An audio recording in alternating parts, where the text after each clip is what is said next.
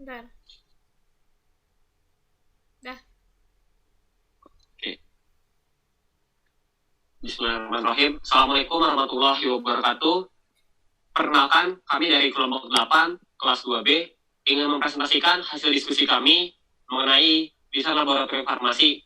Sebelumnya, perkenalkan, saya Radia Sidu Khaldun, selaku moderator, akan memimpin jalannya presentasi pada kali ini.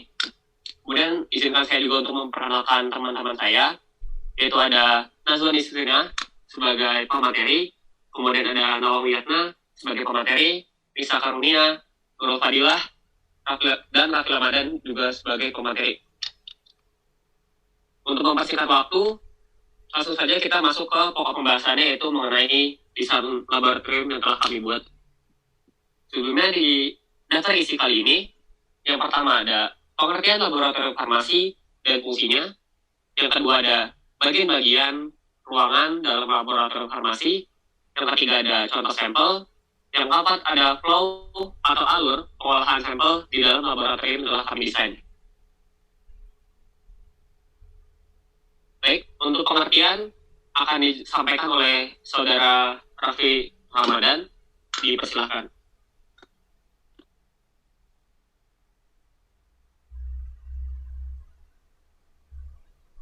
Oke, saya akan menjelaskan mengenai pengertian laboratorium farmasi beserta fungsinya. Laboratorium farmasi industri digunakan untuk membuat formulasi sediaan obat dalam bentuk tablet, suppositoria, kapsul, larutan, salep, krim, suspensi, emulsi, dan elixir. Laboratorium ini pun juga digunakan untuk melakukan pengujian hasil sediaan obat yang diproduksi. Next.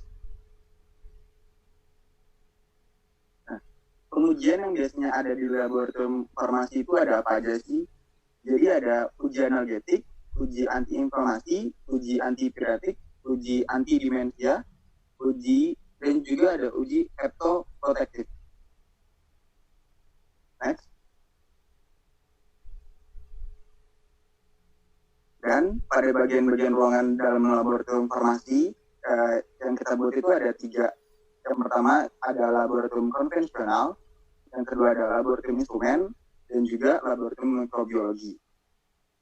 Dikembalikan ke moderator. Jadi, terima kasih Saudara Raffi yang telah menyampaikan bagian mengenai pengertian laboratorium. Bisa di next. Selanjutnya ada aktivitas utama di dalam masing-masing laboratorium. Ini akan dijelaskan oleh Saudari Nurul Fadilah. Kepadanya dipersilahkan. Terima kasih kepada moderator. Selanjutnya adalah aktivitas utama di masing-masing laboratorium. Nah, yang pertama itu ada aktivitas utama di laboratorium konvensional. Nah, kegiatan itu biasa dilakukan di dalam laboratorium berupa pengujian secara konvensional menggunakan peralatan kelas klasik maupun melakukan persiapan pengujian lebih lanjut.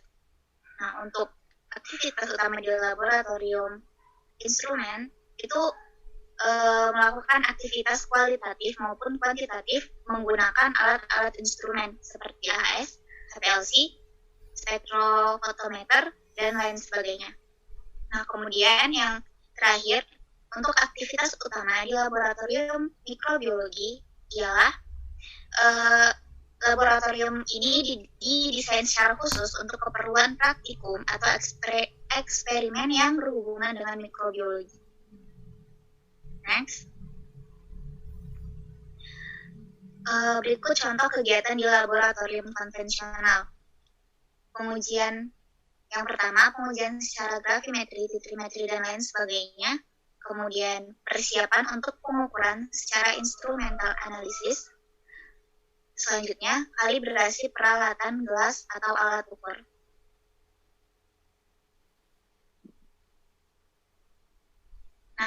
Berikut alat-alat yang terdapat di laboratorium konvensional yang juga sudah kita semua insya Allah kenali di DKL kemarin. Ada beker glass, pipet tetes, dan lain sebagainya. Terima kasih, dikembalikan ke moderator. Terima kasih pada Saudari Nurul yang telah menyampaikan penjelasan mengenai hal apa saja yang bisa dilakukan di laboratorium. Selanjutnya Bisa di next. Di sini ada contoh kegiatan lagi, di mana ada di lab instrumen dan juga lab mikrobiologi yang akan dijelaskan oleh saudari Nazari Krina. Dipersilakan. Ya, terima kasih moderator. Di sini ada beberapa contoh kegiatan di laboratorium instrumen, yaitu membuat SOP alat instrumen, analisis terhadap sampel uji dan standar kerja, melakukan kalibrasi terhadap alat instrumen, melakukan pengkondisian alat instrumen sebelum digunakan. Lalu ada kegiatan analisis terhadap sampel, melakukan validasi dan verifikasi terhadap metode uji, melakukan maintenance terhadap alat instrumen, bisa juga mengidentifikasi senyawa, mendeteksi gugus fungsi, dan menganalisis campuran sampel menggunakan FTIR, dan yang terakhir bisa menganalisa kadar bahan aktif pada suatu sampel, bisa obat, makanan, ataupun herbal dengan HPLC. Next. Nah, di sini ada beberapa alat di laboratorium instrumen. Yang pertama ini ada AS, sebelahnya ada spektro UV vis, bawahnya ada FTIR, sebelahnya ada GC, bawahnya ada DSC, sebelahnya ada GCMS, bawahnya ini ada HPLC, dan terakhir itu ada NMR.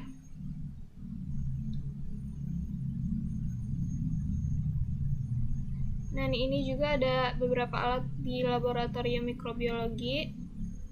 Ada laminar airflow, sebelahnya ada vortex, ada centrifugator, ada mikroskop cahaya, ada colony counter, ada mikroskop stereo, sebelahnya ada desikator, sebelahnya juga itu ada vortex. Next. Nah, di sini ada beberapa kita menggunakan contoh sampel, yaitu sediaan paracetamol yang selanjutnya akan dijelaskan oleh Nawang. Kembali ke moderator. Baik, terima kasih saudari Nazari Krina yang telah menyampaikan hal yang biasa dilakukan di lab mikrobiologi dan juga instrumen. Selanjutnya kita masuk ke bagian contoh sampel yang kami adaptasi di standar kali ini. Untuk bagian ini akan disampaikan oleh saudari Nawang Wiyatna. Dipersilakan.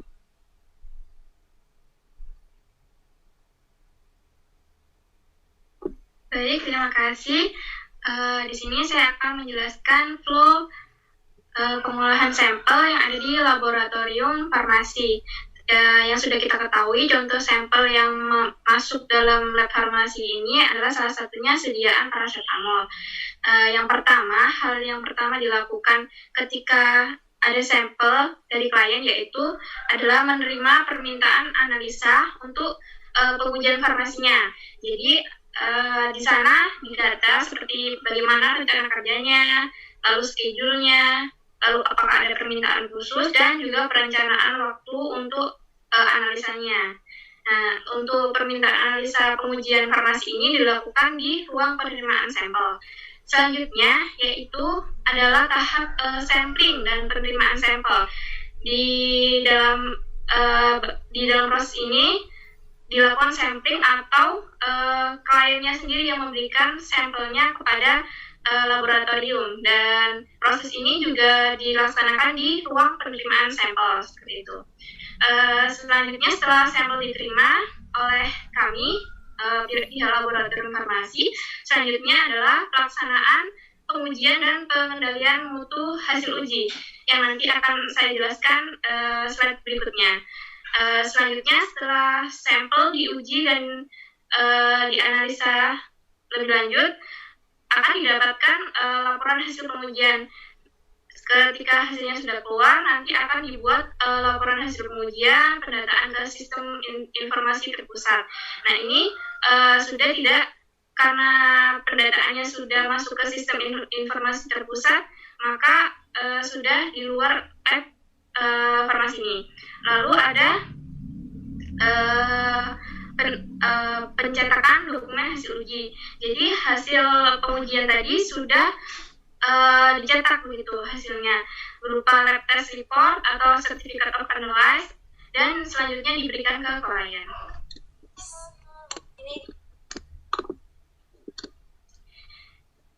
Seperti yang saya sebutkan tadi, untuk melaksanakan pengujian dan pengendalian mutu hasil uji akan saya jelaskan. Untuk contoh sediaan paracetamol, yang pertama dari klien itu contohnya hal yang harus kita lakukan sebelumnya adalah pembuatan reaksi antara lain yaitu ada air bebas karbon dioksida dan juga pembuatan NaOH 0,1 normal. Selanjutnya masuk ke tahap pengujian yaitu uji keasaman, uji berat jenis, uji viskositas, dan studi reologi sediaan. Di tahap ini semuanya dilaksanakan di laboratorium konvensional. Setelah itu, dari laboratorium konvensional masuk ke laboratorium instrumen, di mana di laboratorium ini akan dilaksanakan penetapan panjang gelombang serapan maksimum sampel, lalu ada juga pembuatan dan penentuan linearitas kurva kalibrasi, dan juga ada penetapan kadar paracetamol dalam sediaan obat tersebut. Selanjutnya, setelah masuk laboratorium instrumen, yaitu ke laboratorium mikrobiologi, di mana di dalam laboratorium ini dilaksanakan uji kandungan mikroba serta uji efek mikrobiologi dan toksitasnya. Nah, untuk apa sih uji kandungan mikroba itu? Jadi uji ini itu dilakukan dengan menggunakan media plate agar atau yang disebut PCA. Lalu untuk uji efek mikrobiologi dan toksitas itu biasanya menggunakan enzim atau mikroorganisme lainnya dengan mereaksikan sampel terhadap mediator yang dipilih, seperti itu. Nah, ini adalah bentuk laporan hasil pengujiannya. Jadi, di dalam tabel-tabel ini adalah hasil pengujian analisis si sampel sediaan obat ini. Di tahap akhir yaitu setelah hasilnya sudah keluar, lalu dimasukkan ke dalam pusat informasi selanjutnya yaitu adalah dokumen hasil ujinya diserahkan kepada klien, seperti itu prosesnya. Dikembalikan kepada moderator. Baik, terima kasih kepada Saudari Nawang yang telah menyampaikan terkait contoh dari alur dan juga sampel yang kami ambil. Berikutnya adalah penjelasan mengenai desain yang telah kami buat, baik dari ukuran dan juga apa saja di dalamnya akan disampaikan di dalam aplikasi SketchUp. Mungkin untuk PowerPoint ini bisa ditutup terlebih dahulu.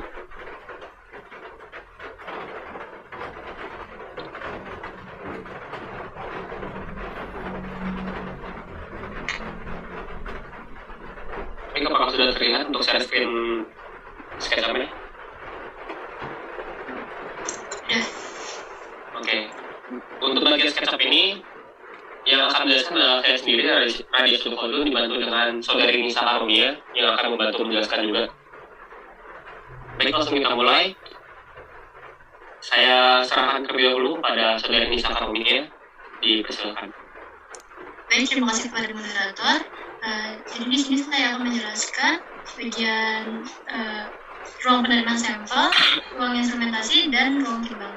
Yang pertama yaitu ruang penerimaan sampel. Itu ada di depan untuk menerima sampel dan ada pintu masuk langsung ke lab agar lebih memudahkan pengambilan sampel. Selanjutnya ada ruangan timbang. Di situ ada 4 timbangan dan di situ ada AC agar suhu di ruangan tersebut tetap stabil. Selanjutnya ada ruang lab instrumentasi. Di situ ada 2 instrumen, yaitu instrumen spectral UV vis dan tolong di zoom bisa. Ya, karena tadi contoh yang sampel yang kita ambil yaitu paracetamol, instrumennya cukup diperlukan yaitu spectral UV vis, tapi nanti akan kami tambahkan. Di situ juga ada meja tulis dan meja kerja, dan di situ juga ada AC agar suhu di ruangan tersebut tetap stabil, dan di ruangan tersebut juga ada alat pemadam agar jika terjadi sesuatu yang tidak mengenakan cepat ditangani. Dicukupkan, dikembalikan ke moderator. Baik, terima kasih saudara Nisan telah menyampaikan sebagian dari sketsa desain lab. Selanjutnya saya akan melanjutkan mengenai lab konvensional. Jadi lab konvensional itu berada di tengah, di mana di dalam lab konvensional ini seperti yang tadi sudah dijelaskan, di sini melakukan uji fisika dan juga preparasi untuk selanjutnya ke lab instrumen tadi. Untuk lab konvensional ini berisi meja kerja yang ada di samping kanan tembok. Kemudian di sebelahnya ada wastafel yang juga dapat digunakan sebagai wastafel pembuangan limbah dari persiapan sampel uji. Kemudian untuk bagian kiri dari atas ini ada lemari alat dan juga bahan terkait lab konvensional. Kemudian di sebelahnya ini ada ruang asam. Di sini ruang asam digunakan untuk melakukan persiapan yang dimana sekiranya memerlukan reaksi-reaksi yang dapat berbahaya. Kemudian di sini ada shower di mana jika terjadi insiden yang memerlukan air mengalir untuk seluruh tubuh dari percikan bisa langsung di sini, dan juga ada pintu keluar supaya kalau misalnya terjadi insiden itu tidak perlu memutar ke bagian lab lain, sehingga dari lab konvensional bisa langsung keluar dari area lab tersebut. Berikutnya untuk di sebelah kanan ini ada lab mikrobiologi. Seperti yang tadi dijelaskan, ini untuk melakukan uji efektivitas dalam membunuh mikroba maupun hal yang lainnya.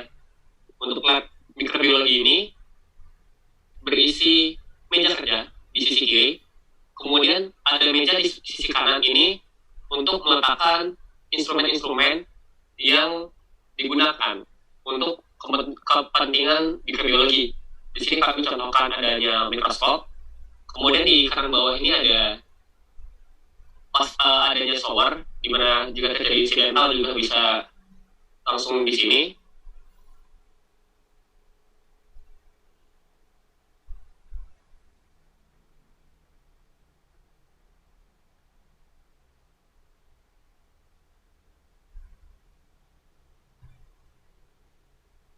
Yang memerlukan suhu dingin. Kemudian di sebelah rak alat ini ada laminar airflow, di mana ini membantu praktikan dalam melaksanakan kegiatan mikrobiologi, analisis mikrobiologi yang memerlukan langkah aseptis yang lebih tinggi, karena di dalam sini ada alat atau lampu UV yang membantu untuk supaya lebih steril dalam pelaksanaan praktik atau analisis. Kemudian di bagian atas ini ada ruangan. Ruangan ini adalah ruangan inkubasi, di mana setelah kita melakukan preparasi dan juga pemindahan sampel mikrobiologi, dilakukan inkubasi di dalam ruangan ini. Tujuannya apa? Supaya dari proses tersebut mengurangi efek dari kontaminasi yang ada di luar, sehingga dia memerlukan ruangan khusus tersendiri. Kemudian secara keseluruhan, mungkin tadi yang juga sudah dijelaskan oleh Saudari Nawang terkait alur. Jadi dari sampel apabila masuk ke dalam kami atau diterima itu di ruang penerimaan sampel terlebih dahulu. Di sini terjadi penyesuaian atau mungkin kesepakatan analisis apa saja yang mau dilakukan. Karena tadi kami contohnya adalah paracetamol, itu dimasukkan ke lab konvensional terlebih dahulu setelah dari ruangan sampel. Karena apa? Diperlukannya preparasi baik itu uji fisika maupun penambahan reaksi-reaksi guna dilakukan tahap analisis berikutnya di lab instrumen. Setelah itu masuk ke lab instrumen untuk melakukan seperti identifikasi gugus fungsi dan juga lainnya. Setelah itu nanti dilakukan analisis di lab mikrobiologi. yang mana di sini ada pembuatan koloni dan juga uji-uji mikrobiologinya seperti itu. Dicukupkan mengenai penjelasan sketsa 3D dari SketchUp yang telah kami buat. Bila ada salah kata, kami mohon maaf. Kemudian untuk teman-teman maupun audiens yang sedang menonton video ini, jika ada pertanyaan bisa langsung dituliskan di kolom komentar, nanti kami akan berusaha menjawab. Wabillahi taufiq wal hidayah. Wassalamualaikum warahmatullahi wabarakatuh. Waalaikumsalam warahmatullahi wabarakatuh. Di stop, Pak.